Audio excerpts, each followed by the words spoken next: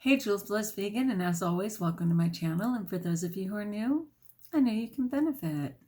So we've been doing 10 days of self-love, showing self-love, and 20 days of traps that humans inevitably fall into no matter where they live, no matter when they live. It's just the human experience. So it's sort of a heads up. Well, if you're just joining us, you're right on time. This is actually day 10. So I'm going to quickly review the ones that were suggested because, again, it doesn't mean that you're actually implementing them right now, but that is just things that may come to mind when you're realizing that you haven't been showing self-love as much as you would like. And I will include it in the description of this video. So day 1 said do something you love every day. Get up early to watch the sunrise. Blast your favorite songs and dance around the house. Go on a solo day trip. Start a gratitude journal. Make a home-cooked meal or raw. Take up a new hobby. Reconnect with an old friend. Unplug from technology. And finally, number 10, so cute. Laugh loudly and often. Who doesn't love that?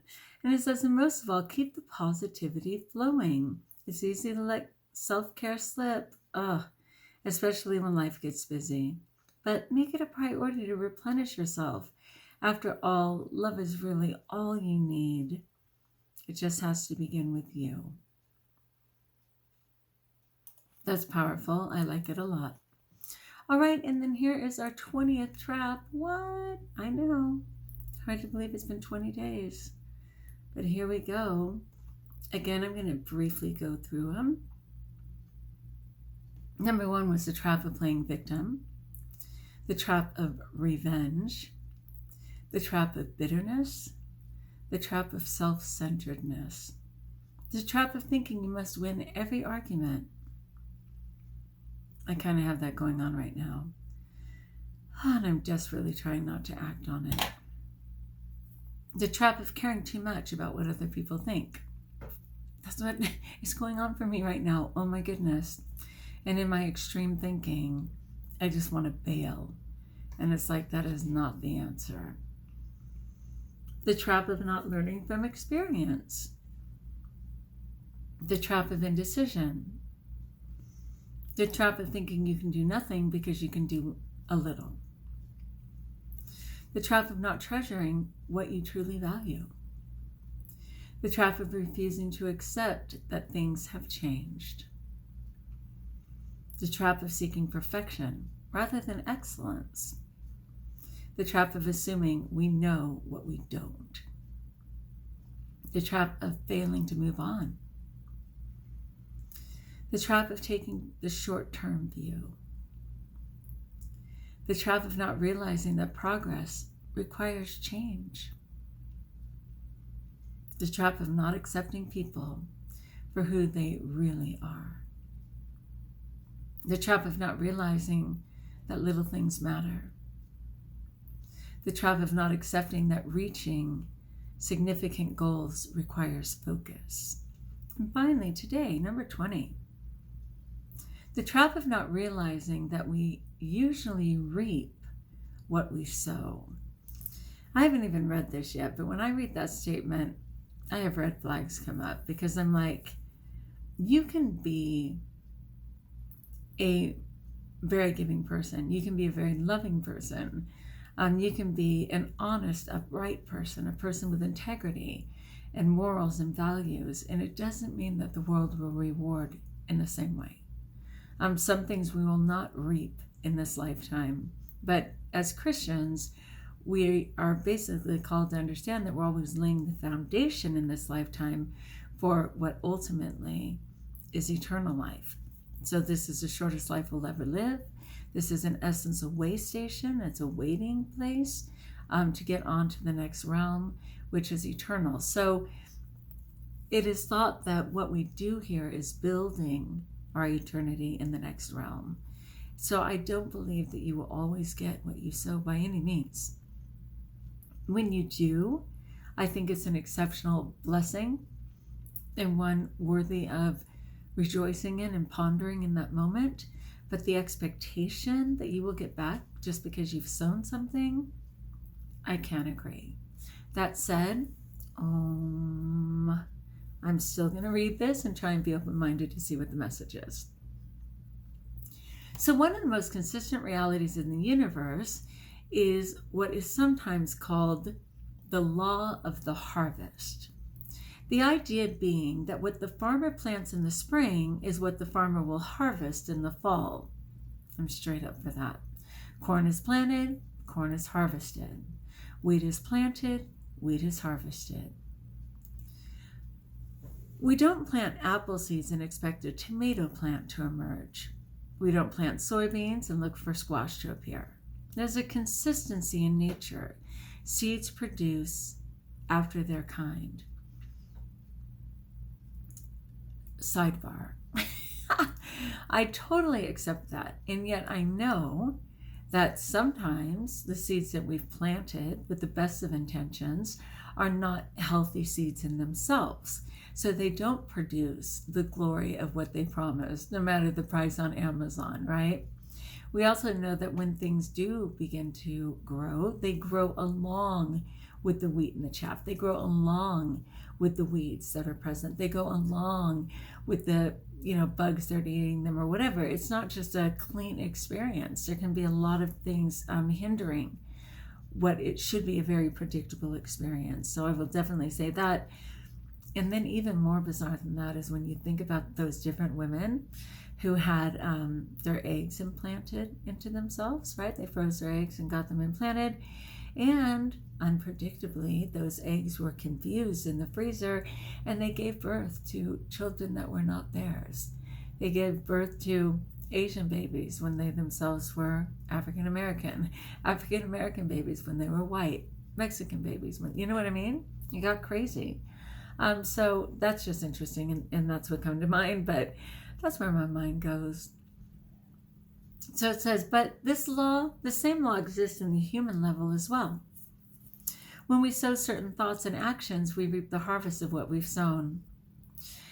Maybe not today or tomorrow or next month or next year, but sooner or later the chickens come home to roost. Okay, I'm struggling with this. This is the first one. If you've been watching these for the last 20 days, some of them have really challenged me, and this one challenges me as well.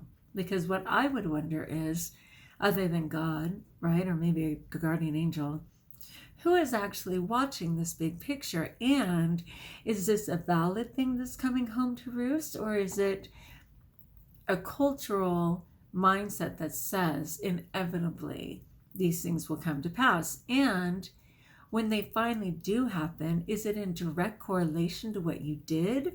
Or is it a coincidence that your mind is trying to put into reason to match what you did? Does anybody think like this, or just me?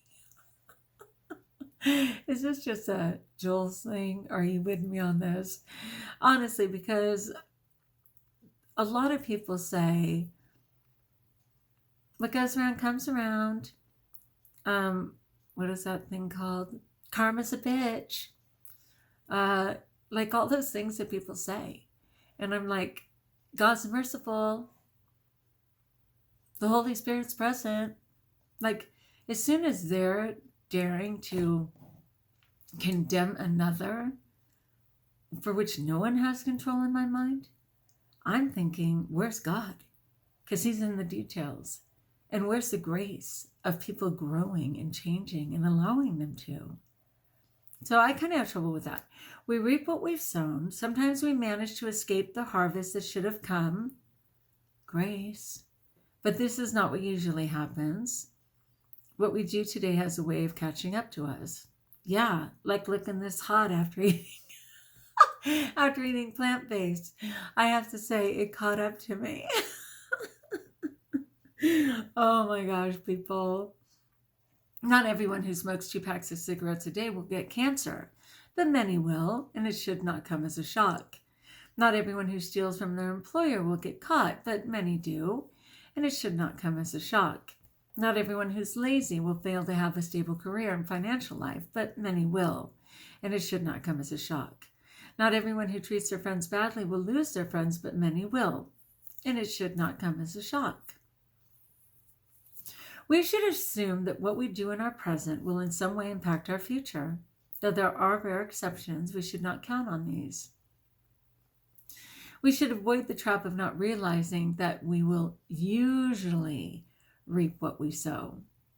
Are you stuck in a life trap and want to get out? Speak to a life coach today, like Jules Bless Vegan, who can walk you through the process. Simply click here to connect. All right, people, of course, I will include this as well in the description of the video. Thank you so much for going through 10 days of self-love ideas and 20 days of traps that inevitably present themselves at some time in our lives. I was good for both of these. A couple of them really challenged me. I am struggling. On a side note, I don't know what it is. I say that I have candida, which I may have or may not have. I've never actually been tested for it, but I'm pretty sure I have something like that. But for some reason right now, my tongue is exceptionally inflamed. And I almost feel like it's this pair of Invisalign. I don't want to blame everything on these Invisalign. But maybe this particular pair has something in it, or the way it's cut, my tongue is rubbing more, or whatever, but my tongue has been inflamed for like 3 days. I don't take any medication, as you probably know.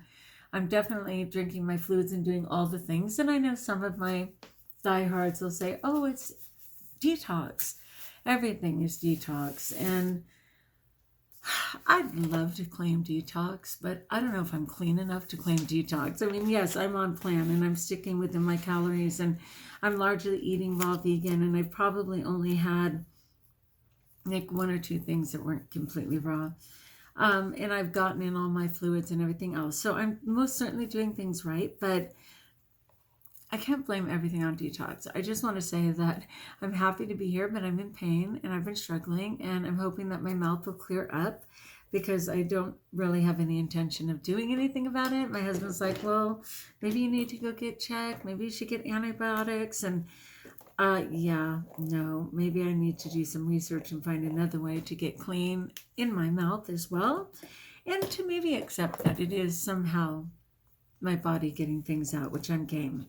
So let's go ahead and celebrate day 54. Day 54. That's a long time for me, and I'm thrilled to do it. And also the beauty of rebounding every day this month. I had slipped on that, and I'm so happy to have my lymphatic system going. So yes, can we say you've finally been consistent again? You've been rebounding. Your lymphatic system is moving, and maybe this is stuff coming out. Okay, good point, you guys. Whoever just said that, you're great. I'm going to accept that as a possibility now that I said it out loud. I'm sitting here rewarding myself as we talk because there's no better time to do it. I did have that observation yesterday, which I did feel kind of good about until I saw some of the feedback today. And it kind of shattered me a little bit. I think the points were well taken, and I didn't even meet with my advisor yet, but it wasn't as lovely. The feedback wasn't as lovely as I'd hoped. But we'll see what it's like in conversation and not just on paper. So I'm not going to panic. But you know what? I wasn't going to panic anyway. When I got let go from my teaching job, yay, urges. Yay, coconut. What's up, girl? She's been very quiet overall. I'm really proud. Anyway, I was shocked. I didn't expect it at all. I mean, my gosh, I was rocking that campus. I was participating in every single thing and a laugh a day, and it was all lovely, and they just suddenly let me go. And kind of like when my father died, and I felt like no one's ever going to have to tell me again, your dad is dead. I mean, it's a little different. I was present for my father, but still the finality, I knew where he was going and I didn't have to worry about it. Well, it's the same thing. When I got let go of that job unexpectedly, and I knew that for the rest of my career, every 2 years, they might let me go. Because the 3rd year is not guaranteed anything per se, but it is called tenure, and you're kind of stable in your job. But at my time in teaching, they can get too cheap for teachers for what they pay me probably. And there's a chance they'll let me go. And I just needed that to be a reality, let alone my ability to choose, right? To move on. It's very difficult in the COVID to find a job, but I know God will provide. But all of that anxiety started coming up. And then there was also a friend that I offered to pray for. She asked for prayer. And then I said, well, I'll absolutely pray. I'll put you on my 1,000,000+ person prayer warrior list. And I'll even offer my rosary. And she immediately wrote back and said, no rosary, please. No rosary. And I was like, okay. So I just said, well, I'm sure Jesus's mother is concerned too. And then she just said, well, yeah, but let's make sure it's God first. And well, hi, prayer warrior list. It's all about Jesus and God. I was just going to amp it up by talking to Jesus's mother. But oops, I accidentally prayed anyway and asked Mary to pray too. My bad. But it was really weird. The energy was really weird today. Like a lot of situations, I had to keep saying, am I being hypersensitive? Because how is everybody like so offended and whatever? And it was just weird like that. So anyway, thanks for letting me share, you guys. I'm going to take my painful mouth, consider my movement of that lymph system, and I'm going to continue to move it because I'm going to go rebound right now because I'm not letting that go. I promised I would do it every day, ideally for this month, which I will certainly do, and we'll go from there. All right, friends, like if you like, join us if you haven't, subscribe. Cheers to Tanny Raw and her beautiful Greg and their wedding today. I know it must have been amazing, and I really hope that they just took time for the sacredness of each other. I'm sure there'll be pictures and things to come. And until we talk again, best of all, know that I included you in my rosary. I hope you're not offended and that you're blessed.